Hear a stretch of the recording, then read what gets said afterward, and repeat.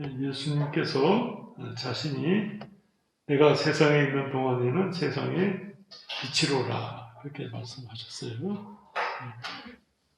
세상의 빛으로 오신 예수 그리스도 그런 제목으로 잠깐 말씀을 나누겠습니다.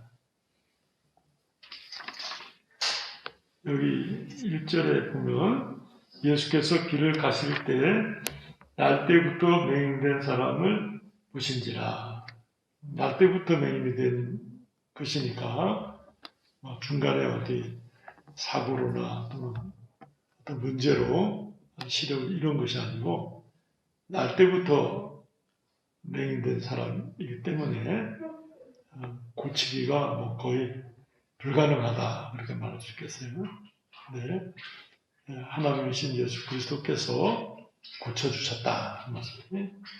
여기 2절 보면 제자들이 물어 이르되 라삐여 이 사람이 맹인으로 난 것이 누구의 죄로 인함이니까?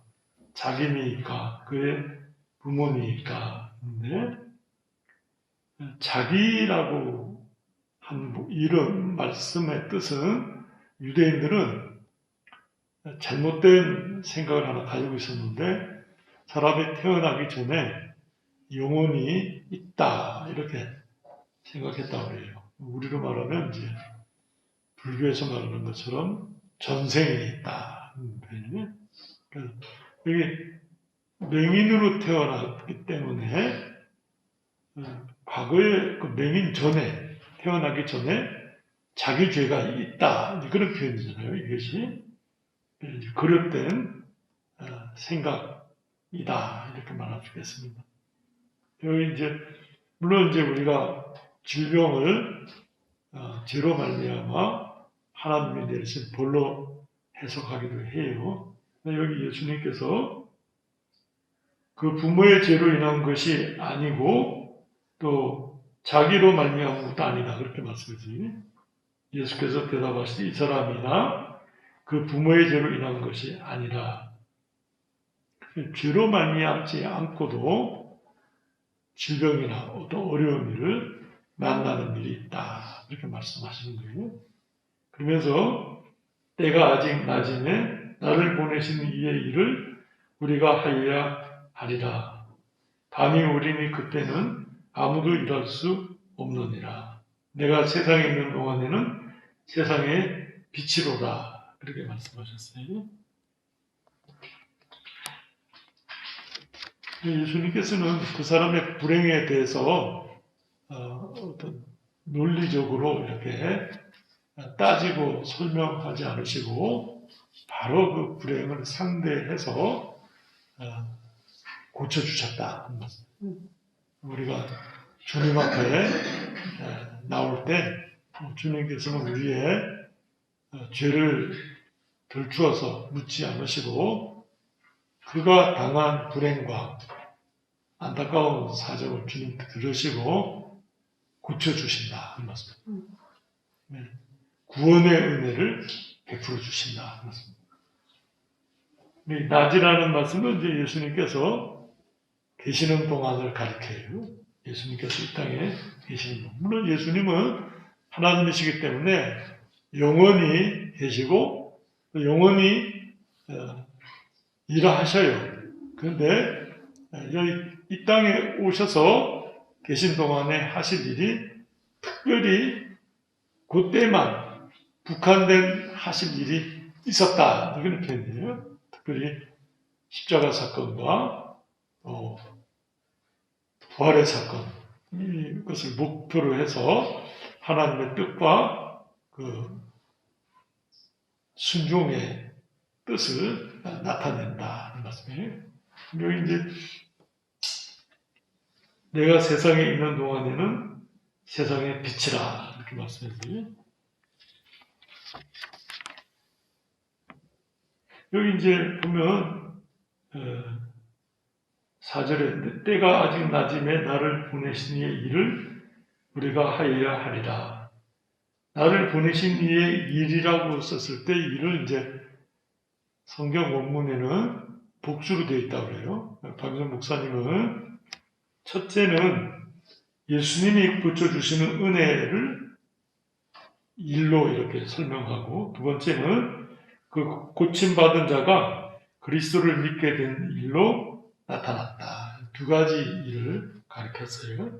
예수님이 고쳐주시는 은혜, 또 두 번째는 그가 예수 그리스도를 믿는 일, 그렇게 말할 수 있겠어요. 그래서 하나님께서 행하고자 하시는 일을 나타내려고 하셨다. 귀한 태도라고 생각하거든요.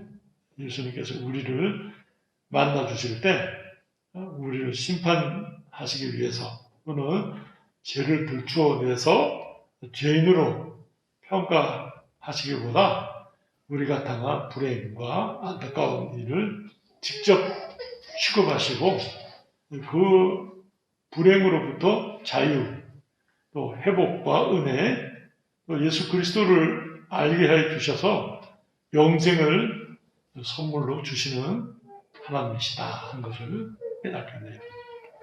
예수님께서 세상에 빛으로 오셨다 하는 것입니다.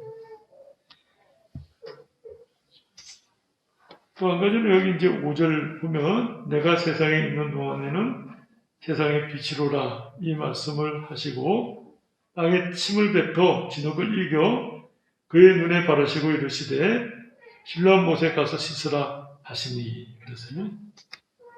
예수님께서 그 맹인을 고쳐주시기 전에 자신이 누군지를 말씀을 하셨어요. 나는 세상의 빛이다 이렇게 말씀하셨어요. 그리고서 침을 뱉어서 진흙을 이겨가지고 눈에 발라준 것은 박윤 목사님의 해석은 지금 맹인도 답답한데 거기다 침을 뱉어가지고 진흙을 발랐으니까 얼마나 갑갑하고 불편하겠느냐 말이에요. 그리고는 실로암에 가서 씻으라 그렇게 말씀하셨는데 이 맹인된 사람이 불평하거나 이견을 제시하지 않고 즉시 순종해서 실로암에 가서 씻고 깨끗해졌다 하는 말씀이에요. 하나님의 은혜를 받을 때 하나님은 어떤 때 우리에게 믿음을 강하게 일으키기 위해서 시험하신다. 시험 목적이 시험 쳐서 떨어뜨리려고 하는 것이 아니고 시험을 주어서 더 믿음을 이렇게 악량케 성숙되게 드러나게끔 하시기 위해서 시험을 하신다. 수로보니게 여자가 자기 딸 귀신 들림을 인해서 예수님께 와서 청할 때 자녀의 떡을 취해서 개에게 던짐이 마땅치 않다. 그리고 그 시험한 말씀이거든요. 개도 주인의 상에서 떨어지는 부스러기를 먹나이다. 그리고 주님께 더 매달릴 때 그 믿음이 크다고 칭찬하시면서 깨끗함을 얻으라 그렇게 말씀하셨거든요. 주님께서는 우리가 주님을 믿는 믿음에 있어서 그 믿는 믿음이 얼마나 귀해요. 그런데 그 믿음을 더 확연하게 드러내기 위해서 시험하신다.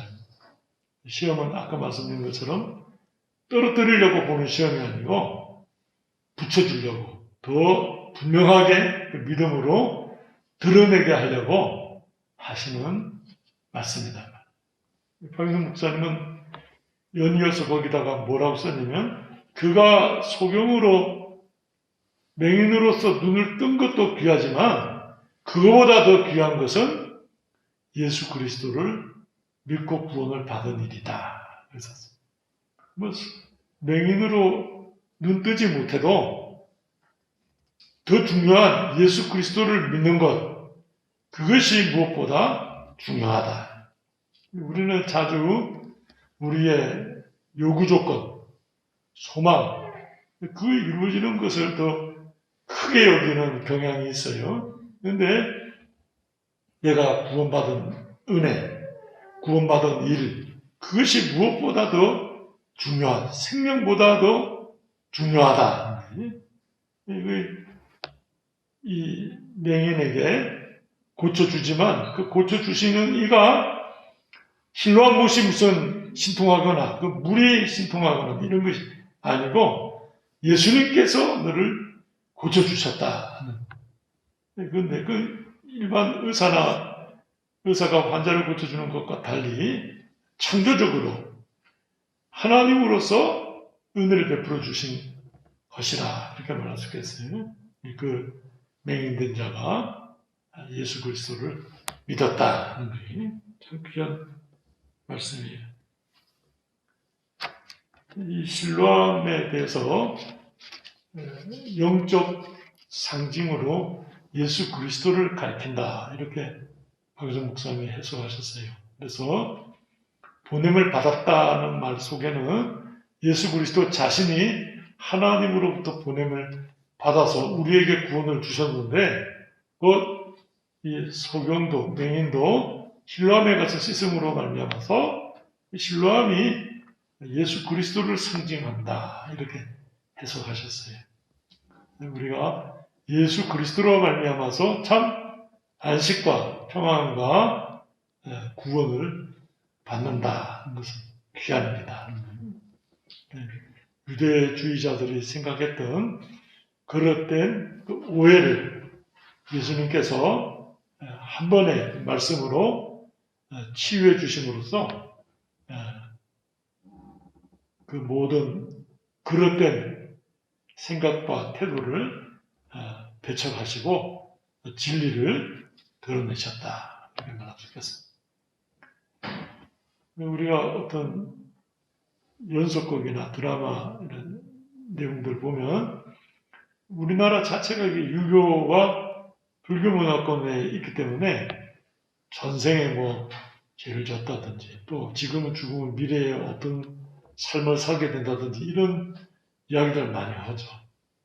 요즘에는 또 적극적으로 사탄 문화, 귀신 문화, 또 악에 대한 것들을 뭐 이렇게 드라마 속의 주제로 삼아가지고는 주인공을 아예 사탄으로 삼아버리는 일도 있어요. 사람들이 사탄을 아주 친근하게 생각하도록 이렇게 유도해요. 그거 다 사실은 속임을 쓰고 그릇된 것이잖아요. 성경에 나오는 이 나발이라든지 아말렉이라든지 또는 사탄을 상징하는 이런 그 바벨이라든지 이런 용어들을 아주 상표로 아예 상업적으로 사용하는 사람들이거든요. 보면 악한 것이죠. 그런 것을 우리가 볼 때, 이거 하나님 앞에 아주 그 죄를 드러내놓고 하나님을 대적하는 태도거든요. 그런 것들을 우리가 이제 경계해야 될 내용이라 이렇게 말할 수 있겠어요. 참 진리를 진리로 나타내고 주장해서 드러내는 믿음의 역사가 귀하다 이렇게 말할 수 있겠어요. 주님께서 뭐 논리적으로 태어나기 전에 영혼이 있다 없다 그 얘기를 예수님도 아시지 않겠어요? 유대인들이 가지고 있던 통상적 생각이었으니까. 근데 거기에 대해서 논쟁하지 않으시고 하나님의 하실 일을 드러내시려고 그랬다. 이렇게 설명하시고는 즉시 그 맹인된 자를 만나셔서 치료해 주셨다는 거예요. 우리도 마찬가지예요. 우리가 주님 앞에 나올 때 우리 주님께서 우리의 그 상황을 다 아시지 않겠어요? 그러나 묻지 않는다. 묻지 않고 즉시 우리의 그 불행에 개입하셔서 우리를 치료하시고 깨끗게 하시고 구원해 주신다. 동일한 은혜를 맹인이 받았던 동일한 은혜를 우리가 받고 있다. 주님 앞에 나올 때 주님께서 함께 하시는 은혜를 주신다는 거예요. 제자들도 깨닫게 되는 거죠. 그 사건을 통해서 하나님께서 역사하셔서 구원의 은혜를 주신다는 걸 깨닫게 되는 것이죠. 우리가 어떤 사람들을 볼 때, 불행을 볼 때, 물론 죄로 말미암아 그렇게 됐다, 그렇게 해석할 수도 있겠죠. 그러나 하나님이 행하실 일이 있는 일이다. 이렇게 보는 그 관점은 참 귀하다고 생각이 돼요. 죄가 있고 없고는 하나님이 판단하실 일이고 우리는 불쌍히 여기고 그를 우리가 행할 수 있는 바른 덕행과 은혜를 끼치는 일이 중요하지 않겠는가. 제 친구 하나는 이제 어렸을 때부터 한 3, 4대 불교 믿던 사람이었어요. 제가 이제 같이 어릴 때 공부할 때 전도했더니 나 대대로 불교를 믿어오기 때문에 전도는 어렵다. 근데 총신 다니는데 한번 총신 신학교 교내에서 만났어요. 그 친구를. 야, 너 어떻게 예수 믿을 수 없다던 사람이 신학교에 와 있느냐? 나 이 학교 다닌다.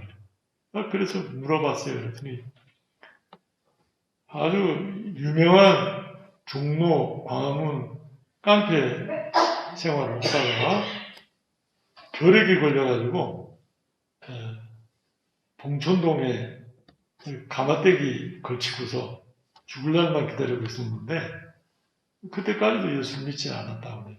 근데 연세 많으신 권사님 한 분이 가끔 이렇게 그 가마떼기를 이렇게 걸치고는 어이 청년 예수 믿어야 살아 이렇게 얘기를 한다는 거예요. 그런 결혼 하나를 이렇게 날개란 하나를 두고 가셔요. 그냥 악이 받쳐가지고 막 이 할망구 같은 이라고 하면 욕도 하고 막 악다구니를 써도 매일 그 할머니가 지나가면서 이렇게 가마떼기를 들치고는 예수 믿어야 산다고 자꾸 얘기를 하는 거예요. 어느 날 그 할머니가 안 오신 날 아주 궁금하죠. 할머니가 왜 오늘은 안 오시나 할 정도로. 이제 한번 자꾸 이제 그렇게 뭐 한 달, 두 달 그 할머니가 고나니까 마음의 감동을 받아서 같이 그 할머니 따라서 교회를 갔다. 나간 교회는 이제 중앙교회인데 나간 날 은혜를 받고는 예수를 믿기로 해요. 작정은. 그러면 그 결핵이 치료가 되고 잘 믿는 사람이 됐어요. 신학을 하고 싶다 해서 신학도 하고 합신 졸업을 했어요. 사랑의 교회 부목사를 있다가 선교사를 갔다가 다시 국내 목사로 이렇게 헌신하는 걸 봤어요. 죄로 말미암아 죽을 수밖에 없는 인생인데 하나님께서 그 권사님을 통해 가지고 영혼을 구원하고 하나님의 놀라운 믿음의 역사를 이루어냈단 말이에요. 어려운 사람들을 돌보고 섬기는 사람으로 세워진 거예요. 간증을 제가 들었어요. 참 귀하다고. 하나님밖에 할 수 없는 일이죠. 어떤 사람이 그렇게 어떤 사람을 개조해서 변화시킬 수 있겠어요. 그 영혼을 구원하고 하나님의 놀라운 역사를 그를 통해서 나타내게 하셨다. 그냥 하나님이 맹인도 예수님 만나서 눈 뜨고 났을 때 이제 그 뒤에도 이제 나오지만은 확실한 믿음 가운데 서고 난 뒤에 그의 평생의 삶을 우리는 알 수 없죠. 알 수 없지만 아마 그가 예수 그리스도를 증거하고 하나님 앞에 귀하게 쓰임받는 사람이 되지 않았을까. 왜냐하면 예수 그리스도의 큰 은혜와 능력과 그 은총을 받았잖아요.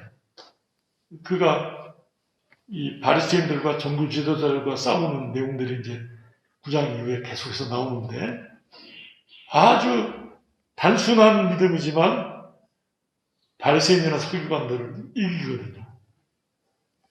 복음을 나타내고 예수 그리스도를 증거하잖아요. 귀한 신앙적 자세를 우리가 이 말씀을 보면서 깨닫게 되는 내가 받은 구원의 은혜가 그냥 천국 간다. 그것도 물론 귀하지만은 참 귀한 것이죠. 근데 이 땅에 사는 동안, 낮이라고 하는 이 땅에 사는 동안에 하나님의 행하신 일, 나에게 주신 그 구원의 은혜를 간증하고 드러내고, 어떤 사람들에게 예수 믿으시라 이렇게 권한다. 그건 생명을 주는 일이다. 뭐 할머니가 결혼을 하나씩 두고 간다고 해서 결혼에 힘이 있겠어요? 또 뭐 자네 예수 믿어야 산다 하는 말씀이, 그 권사님이 하는 말씀이 뭐 힘이 있는 것이 아니죠. 그러나 그 전하는 그 복음에 성령의 역사가, 하나님의 은총이 함께 하십니다. 그럴 때 그 완악한 청년의 마음이 녹아지고, 아, 주님 앞으로 가야 되겠다. 봉천동에서 중형교회 가까운 거리가 아니거든요. 아주 먼 거리거든요. 근데 따라가서 예수를 믿고 하나님의 사람이 됐다는 귀한 역사죠. 우리가 예수님이 맹인의 죄를 묻거나 따지지 않으시고 그 불행을 그냥 바로 직면하셔서 해결해 주심으로 말미암아서 은총을 받았던 이 놀라운 역사가 우리들의 삶 속에, 우리가 사람들에게도 예수 믿음을 주겠다, 당신 예수 믿어야 산다, 이렇게 말씀드리는 그것이 그에게 생명과 같은 일이다. 하나님 그 말씀 속에 역사하기 때문에 그 인생에 하나님의 역사가 임하는 것이 우리를 통해서 귀한 것이지. 예전에도 한번 그런 말씀을 했는데, 주일학교 유치부에서 전사님이 아이들에게 집에 갈 때 손가락을 이렇게 하고서 첫 번째 만나는 사람에게 예수 믿으면 천국 가고 예수 믿지 않으면 지옥 가요, 이렇게 얘기하라고 해서 이제 어린 아이들이, 이제 유치부 아이들이 이제 집에 가면서 이러고 이제 가는데 한 아이가 골목길에서 그 동네 최고 무서운 할아버지를 만났어요. 뭐 무섭지만 전사님 말씀이 생각이 나서 할아버지한테 예수 믿으면 천국 가고 예수 믿지 않으면 지옥 가요, 그러고 막 탁 도망간 거예요. 무서워서. 근데 이 할아버지가 잘 나오려면 손가락이 나타나가지고 예수 믿으면 천국 가고 예수 믿지 않으면 지옥 간다고 자꾸 그 손가락이 이렇게 잘 나오려면 나타나는 거예요. 도대체 이 꼬마가 어디서 왔을까? 이제 수중을 해가지고 그 교회를 찾아가서 예수를 믿었다 하는 얘기. 예전에 이제 선생님을 통해서 얘기 주는 걸 들은 적이 있어요. 뭐, 아이, 한마디가 얼마나 미약해요. 세상적으로 본다면. 그러나 그 말씀이 능력 있는 말씀. 예수를 믿으면 천국 간다는 말씀이 복음의 핵심이잖아요. 그 말씀을 들을 때 성령의 역사로 말미암아서 할아버지가 구원을 받았다. 예수 믿는 사람의 이 능력은 예수 그리스도의 그 구원의 은혜에 있기 때문에 그것을 나타내요. 로마서 1장 17절에 보면 복음은 다이너마이트다, 폭탄이다, 그렇게 설명했거든요. 능력이 폭탄 던지면 그게 물속이라고 해서 안 터지는 게 아니라 폭탄 그 자체 본질상 터질 때 어마어마한 힘을 나타내잖아요. 이렇게 복음의 능력을 나타내는 예수를 믿으십시오. 그 마음에 그것을 듣고서 생각하게 되죠. 우리 이웃에 그가 나를 칭찬할 때, 당신 참 사람이 참 좋은 것 같습니다든지 친밀하게 이렇게 다가올 때 복음에 전할 수 있는 기회예요. 예수 믿으시면 좋겠습니다. 전도하자. 예수님께서 그의 삶의 불행을 드러내시고 증거하셔서 구원의 은혜를 주신다. 영적으로 맹인된 사람들이 얼마나 많아요. 얼마나 많아요. 그런 사람을 볼 때 불쌍히 여기고 예수 그리스도를 준다, 증거한단 말이에요. 예, 하나님이 역사하시죠. 같이 기도하시겠습니다. 사랑과 은혜가 충만하신 하나님 아버지, 날 때부터 맹인된 사람을 보았을 때 자기 죄 때문인지 그 부모의 죄 때문인지 생각해 볼 때 예수님께서는 그가 맹인된 것이 하나님의 하시는 일을 나타내고자 함이라고 말씀하시고 논리적으로 따지거나 설명하지 않으시고 직접 그 불행을 상대하사 치료하시고 고치시며 눈을 뜨게 하실 뿐만 아니라 영생의 선물을 얻게 하신 사건을 살펴보았습니다. 우리도 동일하게 이와 같은 은혜를 입고 구원받은 하나님의 백성이 된 것을 감사합니다. 우리가 받은 이 귀한 은혜를 또 다른 사람들에게 전할 수 있는 담대함과 은혜를 베풀어 주시옵소서. 미약하고 부족하지만 우리들을 통하여 하나님의 놀라우신 일들을 계획하시며 이루시는 하나님 앞에 영광을 돌립니다. 우리가 입술을 벌려 복음을 전할 때 하나님께서 함께 하셔서 그 복음 속에 놀라운 믿음의 역사들이 나타나게 해주시고 하나님 앞에 영광 돌리게 하여 주시옵소서. 세상에 빛으로 오신 예수 그리스도를 밝게 나타내는 저희들 되게 하여 주옵소서. 예수 그리스도 이름으로 기도드리옵나이다. 아멘.